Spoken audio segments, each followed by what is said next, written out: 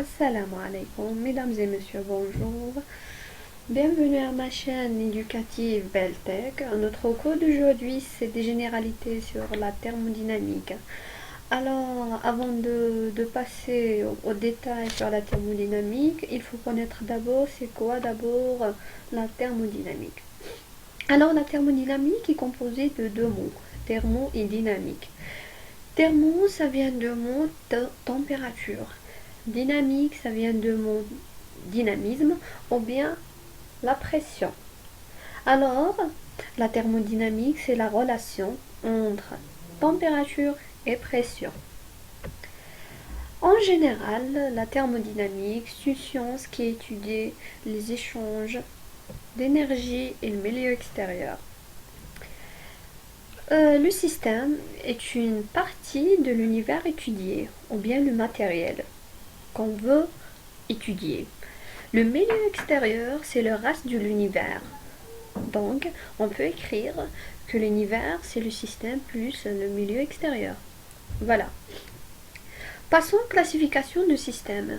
Il existe plusieurs types de systèmes. De point de vue de la matière contenue dans le système, on a des systèmes homogènes, donc une seule phase. Des systèmes hétérogènes. Hétérogènes, donc c'est deux ou plusieurs phases. Deuxièmement, c'est de point de vue des échanges entre systèmes et milieu extérieur. On a des systèmes isolés, fermés et ouverts. Isolés comme l'univers. Il n'y a pas d'échange de matière, ni de chaleur, ni de travail avec le milieu extérieur. Le système fermé, il y a d'échanges, mais de chaleur et de travail dedans, mais il n'y a pas d'échange de matière avec le milieu extérieur. Voilà. Un système ouvert, c'est tout à fait normal. C'est un système qui a d'échange de matière, de chaleur et de travail avec le milieu extérieur. Voilà. Les grandeurs intensives et expansives. Grandeurs intensives sont des variables non additives. Par exemple, comme la température, on ne peut pas dire 30 degrés C plus 62 degrés C est égal à 110 degrés C. Sont des grandeurs intensives, non additives. Par contre, les grandeurs extensives sont des variables expansives, sont des variables qui sont additives. Comme la masse, le volume, on peut dire 1 litre plus 2 litres est égal à 3 litres. Voilà. Il y a une relation entre extensive et intensive, c'est que intensive, c'est le rapport des extensives. Comme la relation de la masse volumique est égale à la masse sur le volume. Masse volumique, c'est intensive. La masse sur le volume, c'est des extensives.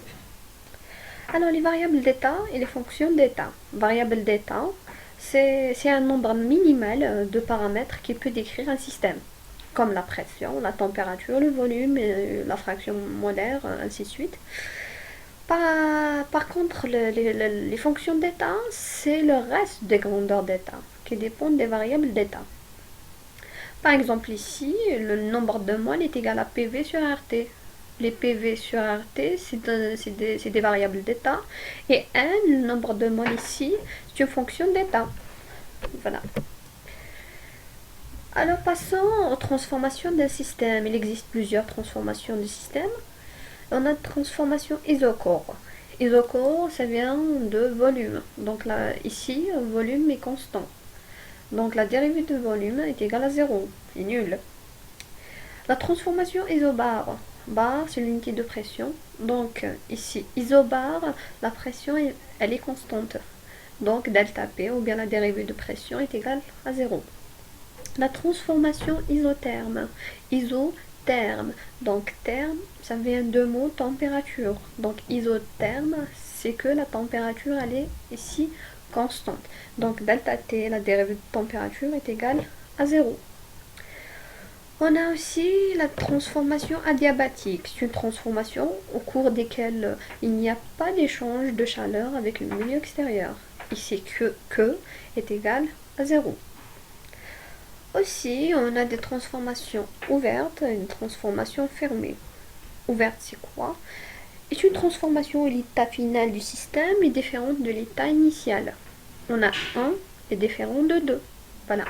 Une transformation fermée est une transformation où l'état final du système est identique à l'état initial. Dans la deuxième courbe, c'est que le point 1 et 2 sont les mêmes. C'est une transformation fermée. Alors, le système subit une série de transformations qui le ramènent à son état initial.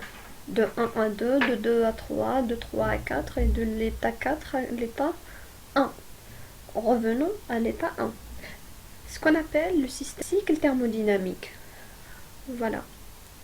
La deuxième figure, c'est le diagramme de Clapeyron qui présente des courbes pression en fonction du volume. Ici, on a une première ligne qui est parallèle à l'axe de pression, désigne que la pression est constante. P est constante, donc delta P est égal à 0. C'est une transformation isobare. Et pour la ligne qui est parallèle à l'axe des volumes, c'est une transformation isochore. Donc delta V est égal à 0. Pour la compression, deuxième courbe du diagramme de Clapeyron, pour la compression, c'est-à-dire que la pression augmente et le volume diminue de 2 à 1. Au contraire de la détente, le volume augmente et la pression diminue de 1 à 2. Les transformations réversibles, c'est des transformations qui se décrivent dans les deux sens. Voilà. L'état initial 1 à l'état final 2 et le contraire, de l'état 2 à l'état 1. Par contre, une transformation irréversible est une transformation d'un seul sens, de 1 à 2 ou bien de 2 à 1, c'est tout. Alors, tous les corps peuvent se présenter selon les conditions de température et de pression sous l'une des trois états. On a solide, liquide ou gaz. Le passage d'un état à un autre constitue un changement d'état physique ou changement de phase. Par exemple ici, on a solide vers liquide, c'est une fusion. Liquide vers le gaz, c'est une vaporisation. Alors la température, c'est quoi? Elle est liée à la sensation de chaud et de froid. Microscopiquement, elle traduit le degré d'agitation des molécules. Voilà. Son unité, c'est le Kelvin, qui est égal au degré Celsius plus 273,15.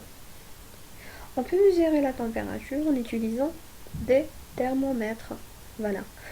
Et pour l'équilibre thermique, quand on mélange un corps chaud et un corps froid, le corps chaud va se refroidir et le corps froid va se réchauffer jusqu'à atteindre une seule température qui s'appelle la température d'équilibre. Voilà. Deux corps ou bien deux systèmes en équilibre thermique avec un troisième corps ou bien un troisième système, si vous voulez, sont en équilibre thermique entre eux, ce qu'on appelle le principe zéro de la thermodynamique. Passons à la notion de la pression. La pression, c'est une force exercée sur une surface. P est égal à F sur S. L'unité internationale de pression, c'est le pascal, qui correspond à 1 newton par mètre carré. Il existe plusieurs unités de pression. Il y a le bar, le torr et l'atmosphère.